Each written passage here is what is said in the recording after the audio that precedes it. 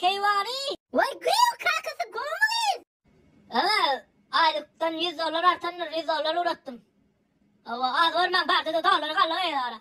Vay gıyıl koşam 100 dolar nememize yeteceğim. Madine verelim mi? Berüler diptir doğru gitti beyitme. Yeter şu size yeter madine ver. Verileri ver. Vay madine bere sorun. Sen hayırdır gıyıl yazyan morin. Okumadık sana ama bu ödümleniyorlar. Yukarıdan okan oluyamin. He? O koyan o küpü hiç kaset etme. Sen internetin pes. O geçeli SMS'den. Gıyıl koşam. Hilin eğer ona hilin eğer oluyan sen kaydan mı? Tam sıktı seni. Baran o baran. Ya önüme koydum ama Polsa açacak o. Türk'te Türk kalmadı. Polsa açacak bundan ağırlıklar. Nesip Polsa. Koşa.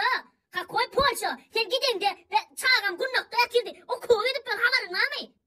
Ben koydum bilir ne? Bari sesini aman kesik geliyor. Düşünem okmayın sesini. Or hadi.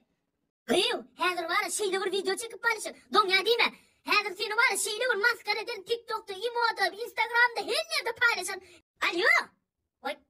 Hazır şeyle bir video çekip uğraşacaklar. Seyret yüzüme çürmeni öğretecek. Hazır çıkarışa bir yaş mı? Bak.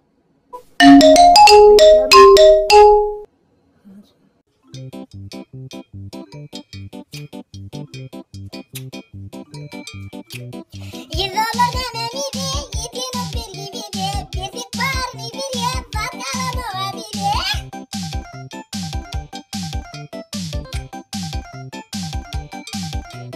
Türkiye varsam bayat, doyuracak dedin bana. Hala değillik bomba şatir, mani var oğlum baya.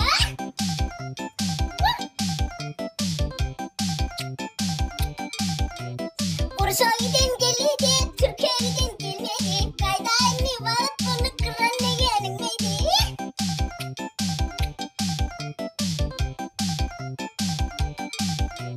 Zange cenayim odun, yagan yerin yaykıdın. Okan olup yokurdun, kallın gittin yeri udun.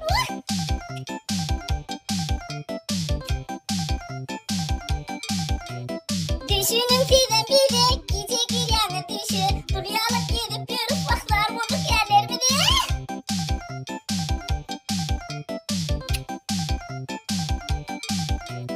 Kayda inni koşam, kucak beni oşam. Kırkta hizil vermedin, nire var yarsın porsa.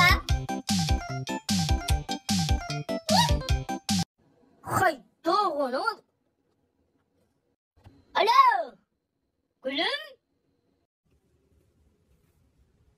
Ne mi? Ha oğlum görürsün gülümü. O video mu? İdir paylaştırık koyverdin mi? Ara kahar metip sanatmet korsam. Bol ya oğlum inni kaynesi Polsa var yani bol mu? Yes! Gülüyen mi? Bol ya, onu gelin de şöyle şeyde de bak geçer. Tamam? Şöyle gülüp yokladın ha. Seviyorum seni.